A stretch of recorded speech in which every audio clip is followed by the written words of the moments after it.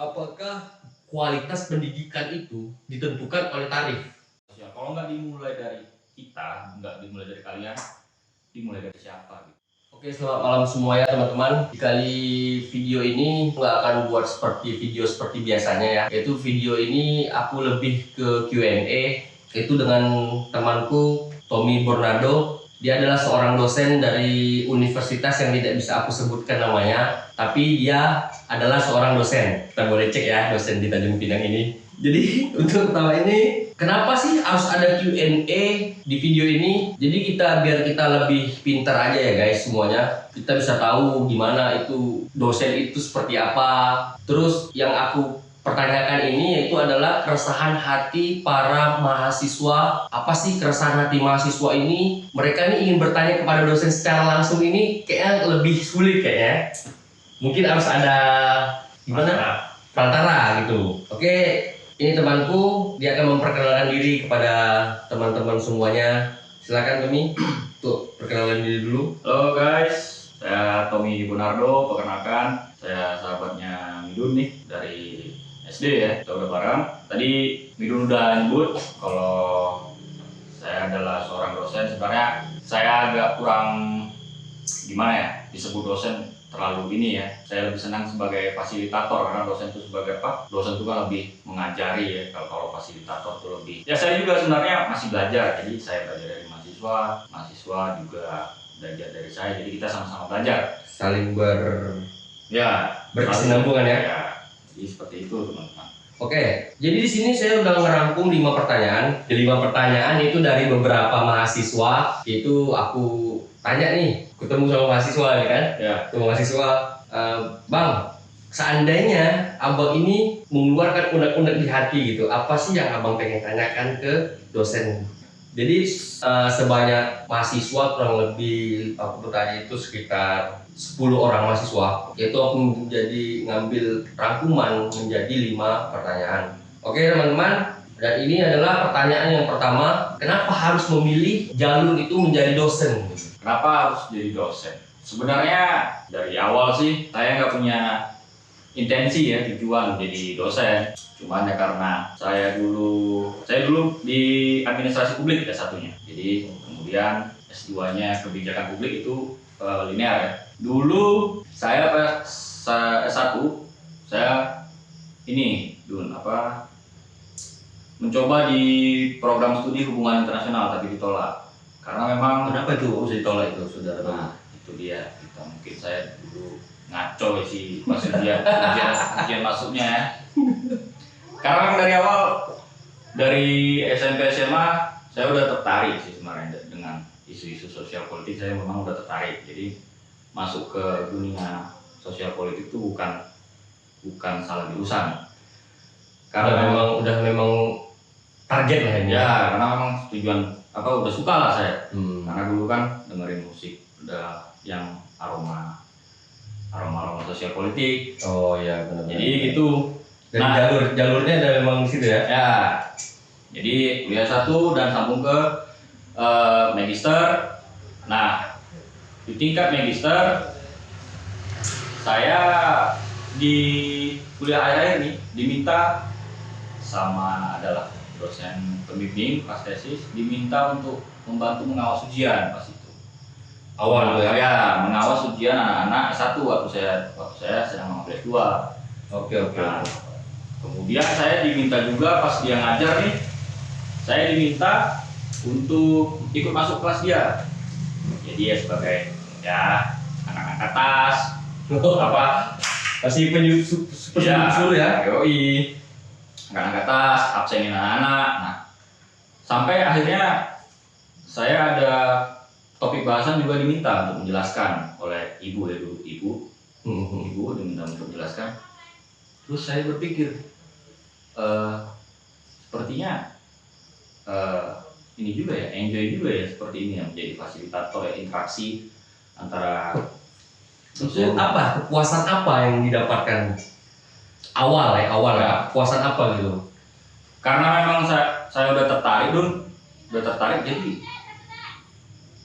berdialog dengan anak-anak dengan isu sosial politik itu menjadi kepuasan tersendiri. Jadi Ya. bagaimana pandangan-pandangan pribadi anak-anak tentang isu sosial politik itu, jadi saya wah gimana sih untuk menggali lebih dalam lagi gitu kan. Nah, sampai pada ujungnya saya lulus dan saya disuruh pulang nih. Awalnya kan saya mau di Bandung saya menerusin, tapi disuruh pulang oleh orang tua. Nah, saya kenapa tidak cari di kampung halaman sendiri kan? Ya benar, karena masih di sini kita masih banyak fakultas, masih Ya. banyak universitas ya. Kenapa sih nggak cari kampung sendiri? Hitung-hitung kita membangun, ya memberi inilah kontribusi untuk daerah kelahiran Betul, sendiri ya. benar. Saya masuk dan ya, nah dulu ada ini dulu apa? Pas pertama saya ngajar, saya tuh ya kesombongan ya, orang-orang yang dari kota ke daerah kan biasa penuh dengan kesombongan ya. Pasti ya, di mana-mana pasti seperti Saya itu. pikir kualitas mahasiswa di sana jauh lebih unggul daripada kualitas mahasiswa di sini. Di daerah kita ini Ya, saya pikir maaf kata anak-anak di sini tuh apa sih? Pasti anak-anak di sini nggak ngerti nih. masalah Dalam seperti tanda ini. ya, dalam tanda kutip lemot-lemot nih. Tapi pas saya masuk ke dalamnya, ternyata kualitas sumber daya manusia kita nggak kalah dari kota besar. Berarti bisa lumayan. Makanya saya makin tertarik. Berarti mahasiswa kita di daerah ini bisa menjadi keunggulan juga. Betul. Enggak sebanding lah dibandingkan dengan mereka yang di kota. Mahasiswa kita di daerah ini setara kalau dalam cara berpikir, pandangan mereka setara ya. Asal mereka berani apa? Kadang kita anak-anak di sini tuh sudah minder duluan dengan orang-orang kota. Asal mereka berani dengan percaya diri, saya yakin mereka bisa mengalahkan orang-orang kota secara pemikirannya. Dalam kepintaran itu ya, masalah Ya. kepintaran. Oke. Jadi ini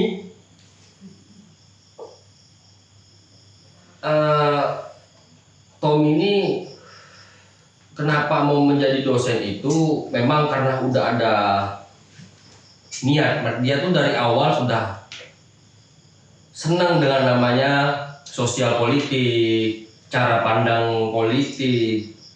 Jadi itu bukan karena keinginan dari orang tua atau ikut tren-tren teman-teman ada yang jadi dosen nih, kita jadi dosen juga lah. Ini panggilan alam nih. Panggilan alam. Ini lebih maksimal dalam mengajar ini biasanya kalau yang dosen yang seperti ini. Oke. Di pertanyaan yang kedua ini, wah ini ini pertanyaannya pertanyaannya luar biasa nih dari teman-teman mahasiswa kita ya. Setelah berada di kampus untuk melakukan kegiatan belajar, kenapa mahasiswa itu tidak boleh telat untuk masuk ke dalam kelas gitu. Sedangkan dosen masuk ke kelas itu kan biasanya ada yang telat tuh. Kenapa sih dosen itu nggak kalau masuk ke dalam kelas itu kok boleh telat?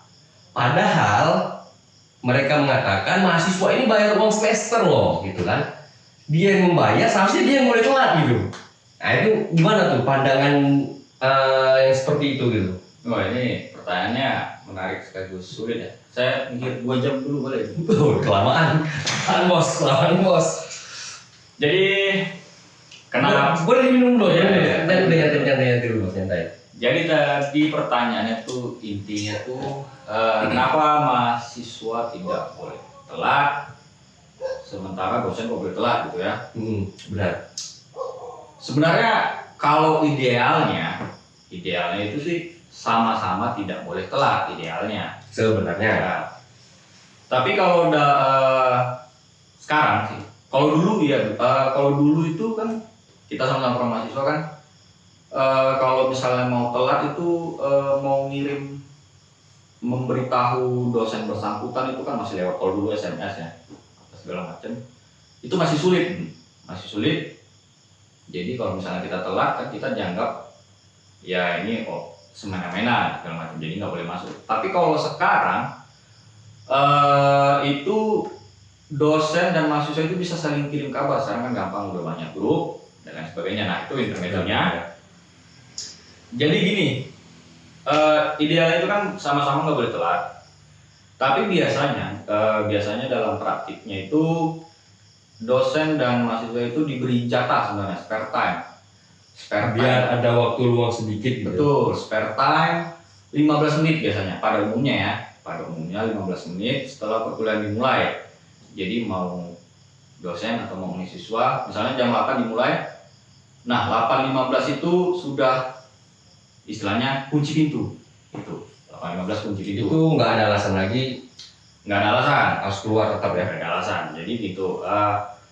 Nah, 15 menit kalau misalnya mahasiswa telat dari 15 menit, mahasiswa nggak boleh masuk. Dan harusnya kalau misalnya dosen sudah telat 15 menit, itu sebenarnya kelas ditiadakan hitungannya. Kalau misalnya tidak ada kabar. Iya betul. Kalau misalnya tidak ada kabar, jadi kelas bubar kalau misalnya tidak ada kabar.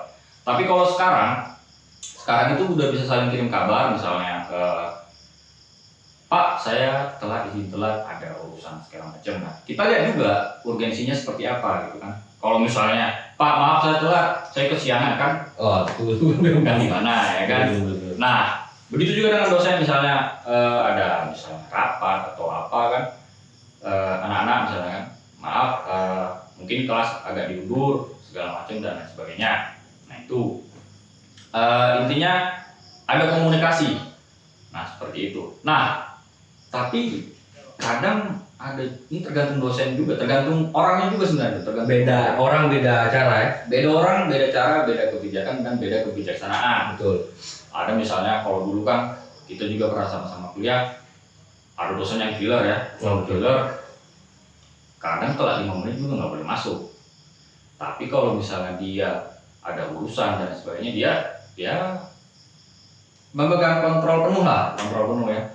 Kelas dipindahkan jam segini ya, segala macam. Itu kan kadang sepihak ya. Sepihak betul. Tapi kalau saya pribadi sih, saya ingin, karena sebenarnya mahasiswa itu bos saya, sebenarnya bos semua dosen lah. Karena kan mereka yang Tapi ada pendapat yang mengatakan ini mahasiswa itu nggak pernah takut melawan pemerintahan. ya. Sampai pun istilahnya presiden pun mereka tuh tetap lawan gitu. Nggak ada takutnya, tapi mahasiswa paling takut kepada dosen gitu kan. Karena apa? Karena nilai mungkin ya. Lah, Dan kenapa tadi barusan tadi Tommy itu mengatakan mahasiswa itu bos kami. ya. Tapi kenapa bos takut sama anak buah kan seperti itu? Bos anak buah takut sama bos. Ah. Anak buah takut sama bos. Itu sebenarnya mindset karena memang dari dulu tuh udah dibentuk mindsetnya seperti itu, bahwa dosen adalah seperti raja ya. Jadi apa mau dosen kita harus nurut Apapun itu ya. apapun. Sebenarnya eranya udah bergeser tuh.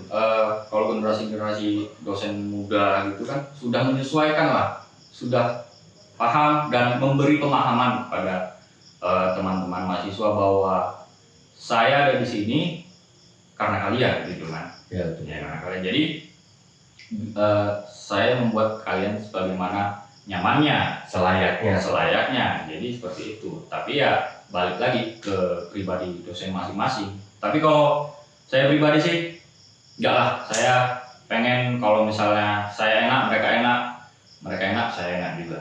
Itu dulu. Oke. Jadi Kita bakar dulu ya. bakar silakan saudaraku. Jadi sambil nyimak ya. Oke. Jadi di pertanyaan yang ketiga ini menurut aku pertanyaan ini tuh masih rancu. Karena gimana ya? Saya juga kan katanya sekarang beda program atau beda era gitu kan? Era. Iya. Masalah kuliah itu, pertanyaan ini, kenapa kuliah itu harus 4 tahun agar dapat S1? Mungkin tadi pertanyaan kenapa kuliah harus 4 tahun? Mungkin pertanyaannya mengarah kenapa sih kuliah tuh harus lulus cepat ya, supaya image-nya bagus ya, pinter gitu ya, pinter ya. Sebenarnya kalau saya pribadi sih lulusnya kalau S1 nggak cepat-cepat amat, malah terhitung terlambat. 5,5 tahun, saya lulus 5,5 tahun S1. Sebenarnya tergantung tujuan dari anak tersebut sih. Oke. Sebelumnya, ini kita belum tahu nih. Yang di teman-teman kita ya, baik pun mahasiswa, teman-teman mahasiswa ataupun yang selain dari mahasiswa, ini belum tahu nih. Kalau Tommy ini sudah sampai ke S1 atau S2? S2, S2. Ya. Oh, udah sampai ke S2 teman-teman ya. Jadi biar kita tahu. Oke, lanjut. Ya, dan waktu S1 kan saya tuh 5,5 tahun. Sebenarnya tergantung intensi sama tujuan anak tersebut sih. Kalau memang dia mau sekedar mengejar gelar nilai 3,5 tahun ya mungkin sah-sah aja.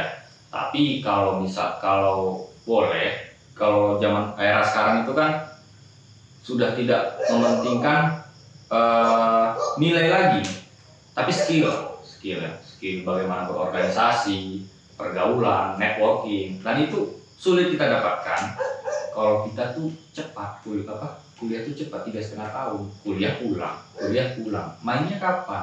Oh iya. Ngumpul organisasi kapan? Kenal teman-teman secara luas kapan gitu kan? Jadi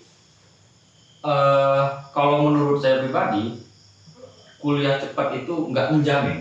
Kuliah lulus cepat itu nggak menjamin bahwa orang itu berskill, mempunyai kualitas pendidikan yang bagus ya. Betul. Di atas kertas mungkin ya nilainya bagus lah, IPK misalnya 3,8 ya, atau 4,00, tapi skill mungkin mereka dari pergaulan atau mungkin kemampuan mereka memecahkan masalah dalam berorganisasi itu nggak menjamin 3,5 tahun itu. Karena itu penting juga ya. Penting. Kayak organisasi di dalam universitas itu kan ada kan?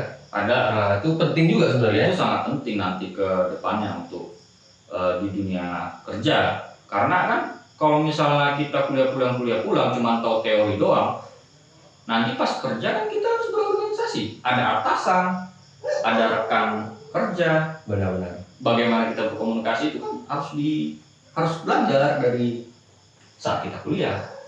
Oke. Jadi nggak masalah kuliah agak ngaret. Bukan saya ngajarin kuliah harus ngaret, tapi nggak masalah kuliah. Optimalkanlah waktu. Betul. Optimalkan waktu. Jangan harus terlalu cepat. Juga jangan sampai di DO itu terlalu lama gitu. Jadi itu kalau kita bisa mendapatkan 6 tahun kuliah, tapi skill semua kita sudah dapatkan ya why not? Kenapa tidak? Betul, no problem kan? Nggak ada masalah. Jangan kuliah sudah lama lulusnya lama tapi nggak dapat apa-apa gitu kan? Ya berarti dia main-main. Iya main-main aja. Oke. Di pertanyaan yang keempat ini, udah 4 aja ya? Udah 4 nih. Jadi 5 pertanyaan aja.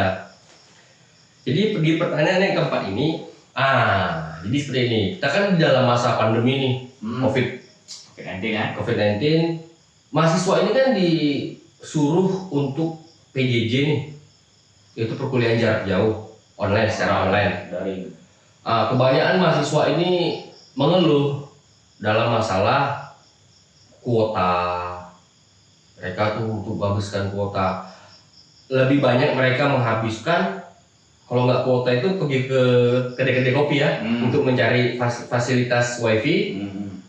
Di kedai kopi tersebut itu kan harus membeli secangkir minuman, ya kan? Ya. Tapi dulu berjam-jam gitu kan. Oke, itu nggak masalah sih sebenarnya. Yang jadi pertanyaan ini pada mahasiswa, apakah dari pihak kampus itu tidak memfasilitasi mereka dalam kuota, sedangkan mereka setiap tahunnya harus setiap tahun atau setiap bulan membayar semester ya, membayar uang semester setiap semesternya. Jadi mereka itu berharap pembayar uang semester itu di-cut gitu untuk masing-masing kelas itu diberikanlah, ini kuota untuk kalian pelajaran jarak jauh gitu kan secara online. Nah itu gimana sikapnya Tommy dulu dalam pertanyaan dari teman mahasiswa kita yang seperti ini gitu? Ya, sebenarnya dari baru-baru ini kebijakan dari Kemendikbud udah ada sudah ada pemotongan, kalau tidak salah sudah ada itu pemotongan UKT dan lain sebagainya, dan Dan sudah ada itu, Kalau sudah ada. sudah ada semua. cuman realisasinya saya belum tahu nih tiap-tiap kampus karena beda-beda ya. Oh, macam mana Ya, tiap-tiap kampus beda-beda. Nah, dari beberapa kampus seperti kampus alma mater saya dulu itu ada pengembalian sebagian uang kuliah. Itu sejumlah sekian dikembalikan kepada mahasiswa untuk biaya kuliah daring. Nah, kalau dari ini kampus kita sendiri, cuma bukan kampus saya, Oke. kampus sebelah ya, Kampus kampus sebelah. sebelah. Karena dia negeri, jadi ada bantuan untuk mahasiswa dan mahasiswi uang untuk membeli kuota. Karena negeri mungkin anggarannya besar ya. besar. Tapi kalau dari kampus saya sendiri, setahu saya belum ada, seperti itu belum ada, karena memang kampus swasta kan kita anggarannya juga ini mungkin masih ini ya, manajemennya masih dalam proses. Nah, sebenarnya waktu dari awal-awal penerapan kuliah online daring ini, saya juga udah mikir tuh, harusnya anak-anak kan nggak menikmati fasilitas kampus. Benar. Ya, nggak menikmati fasilitas kampus. Mereka harus beli kuota yang rumahnya nggak ada wifi untuk kuliah, karena kuliah pakai Zoom ya. Kalau saya pakai Zoom biasanya itu makan kuota gede juga, lumayan juga. Lumayan itu. Kalau anak-anak mahasiswa yang belum bekerja, yang belum punya penghasilan sendiri kan kadang memberatkan juga ya sebenarnya kan. Nah, saya mikir juga pas itu. Cuman karena memang kemampuan dari kampus itu berbeda-beda, cuman yang gitu. Nah, ini menariknya kemarin pas perkuliahan di Zoom, pas sebelum kuliah itu saya kan kalau dalam perkuliahan itu punya satu admin untuk host Zoom. Itu sampai saya belikan paket waktu itu. Untuk karena dia harus mengadmin kelas reguler dan kelas karyawan, dan saya belikan paket. Saya nyadar juga ya kan, udah minta tolong, masa tidak ini kan, karena memang bantuan dari kampus nggak ada. Benar. Seperti itu. Kalau dalam saya pribadi sih, itu memang harusnya ada bantuan. Nah, ini kan belum lagi kan, nanti katanya mau diperpanjang nih sampai Januari kuliah online, tapi belum tahu nih. Semoga aja sih biar bisa cepat diproses gitu kan. Kayak kita yang kampus yang swasta, Karena memberatkan juga memang. biar bisa lebih meringankan beban para teman-teman mahasiswa juga kan. Karena di tengah-tengah kuliah kadang ada mahasiswi nyeletuk kan, "Pak, jangan lama-lama kuliahnya Pak, paket saya habis," katanya kan. Kita juga jadi nggak enak ya. Benar, Kita benar, memang benar. kita sadar juga bahwa memang kan kemampuan orang itu kan berbeda-beda, Berbeda-beda, ya. tingkat ekonomi berbeda-beda. Jadi makanya kalau kuliah online tuh saya berusaha secepat mungkin inti-intinya aja. Dan saya sebenarnya juga kurang. Itu lebih bagus. Memang ada segelintir dari dosen itu yang lebih lama gitu. Ada juga atau tidak? Ada karena buat dosen-dosen. Biasanya kalau dosen-dosen yang muda-muda sih kayaknya sudah ini ya, sudah paham. Memahami. Karena enggak secara usia nggak beda jauh ya. Iya benar. Gimana mereka mau ngechat pacarnya nanti kalau paketnya habis. Paketnya Nah, kita kan habis. paham juga. Gitu. Mereka mau main game online kan? Betul. Jadi seperti itu. Jadi intinya aja. Dan saya secara pribadi juga kurang sering sebenarnya kuliah online. Makanya semoga cepat berlalu lah. Apa bisa ada solusi gitu dari kuliah online seperti ini gitu? Solusinya tuh misalnya contohnya seperti ini. Ambil dari beberapa mahasiswa, itu sekitaran berapa orang, baru kita ajarkan mata kuliah ini, nanti berikutnya 10 orang lagi gitu. Apa itu lebih memakan waktu ya sebenarnya? Sebenarnya bisa seperti itu. Cuman energi dosennya Benar. jadi double. Takutnya Ibaratnya kalau dalam satu mata kuliah semester itu ada 80 mahasiswa, itu kan dibagi jadi 2 kelas atau 3 kelas ya. itu. Kalau misalnya ibaratnya kita bagilah jadi 20 itu berarti 4 kali ya. 4 kali. Itu energi kita sebenarnya terkuras juga. Jadi seperti itu, jadi kayak gimana ya? Apa bisa memaksimalkan selama 2 jam? Jadi istilahnya solusinya itu 10 mahasiswa diajarkan dalam waktu 15 menit atau setengah jam. Berikutnya lagi dalam waktu 2 jam itu kelar gitu. Bisa nggak sih? Sebenarnya bisa aja sih. Kalau tadi saya bilang kan sebenarnya energi dosennya gitu ya kan. Kalau saya yakin pengajar-pengajar dosen-dosen mempunyai inilah pengertian kalau energi sih nggak masalah sebenarnya. Cuman mungkin masih ada ketakutan. Jadi penyebaran gitu. Jadi kalau misalnya nanti kita paksakan tanpa ada arahan dari misalnya pemerintah atau sebagainya, kita kan harus ini juga kan sinkron dengan pemerintah. Kalau misalnya pemerintah belum memperbolehkan, kalau kita memaksakan, kalau misalnya ada apa-apa, bisa jadi lebih bahaya ya. Pihak kampus jadi bermasalah. Ya, kalau dari sisi dosen saya nggak masalah. Saya yakin saya dan rekan-rekan dosen nggak ada masalah sih. Mau ngajar 4 kali juga segala macam, karena memang sudah panggilan nggak masalah. Cuman kita harus kebijakan aturan yang ada. Oke, jadi di pertanyaan kelima ini yang lebih unik kalau menurut aku, apakah kualitas pendidikan itu ditentukan oleh tarif? Nah, seperti itu. Coba tolong dijelaskan kepada semua teman-teman mahasiswa. Apakah kualitas pendidikan itu ditentukan oleh tarif? Mungkin karena kampus 1 dengan kampus 2 beda tarifnya. Terlebih misalnya kampus di pelosok biasanya beda tarifnya dengan yang kota-kota besar ya. Ya seenggaknya kalau misalnya, tapi begini, sebenarnya kalau kualitas pendidikan itu sendiri itu kan balik ya ke individu masing-masing sebenarnya. Mau kuliah di manapun, mau kuliah di A, B, C, D atau kuliah di Amerika Serikat pun, kalau misalnya tekadnya nggak ada, sama aja ya. Jadi kalau misalnya kuliah di daerah terpencil atau daerah atas, kalau misalnya tekadnya sudah bulat atau sudah ada kemauan, itu bisa sama sih, membandingkan yang lain ya. Bisa, dan saya yakin kalau saya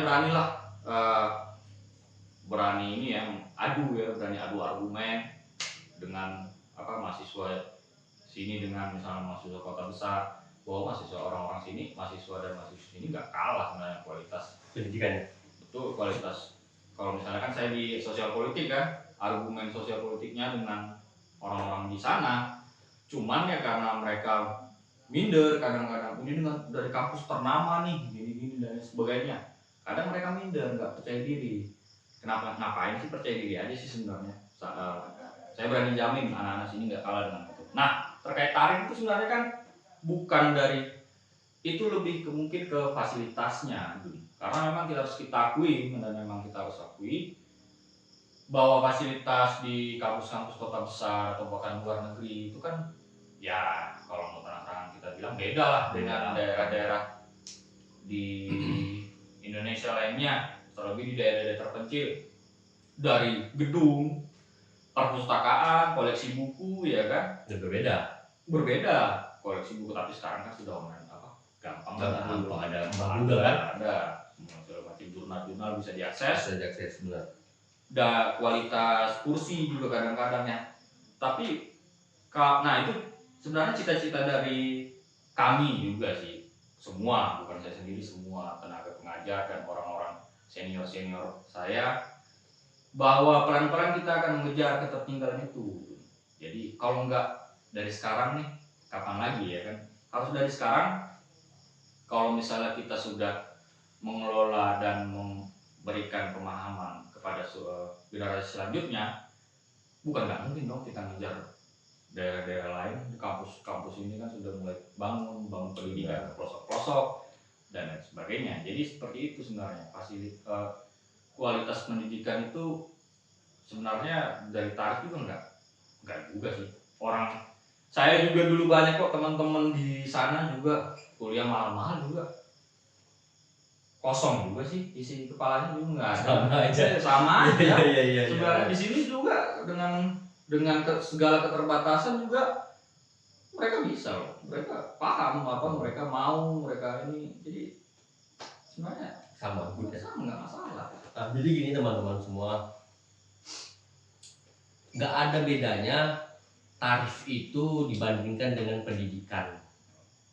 Hanya saja mungkin fasilitas di kampus itu berbeda, itulah yang membuat kampus itu menjadi lebih banyak biayaannya tarifnya ya. Menang casing aja Nah, sebenarnya. menang casing. Tapi kalau untuk pendidikan sama, dosen di daerah atau dosen di kota sana, di UGM ya, yang terkenal UGM atau UI yang besar dimanapun sama, mereka sama memberikan pelajaran yang sama kepada mahasiswanya, sama juga seperti di daerah gitu ya, sama mungkin hanya fasilitasnya aja. Jadi kita semua mahasiswa, teman-teman semua itu lebih semangat aja dalam mengejar pendidikan.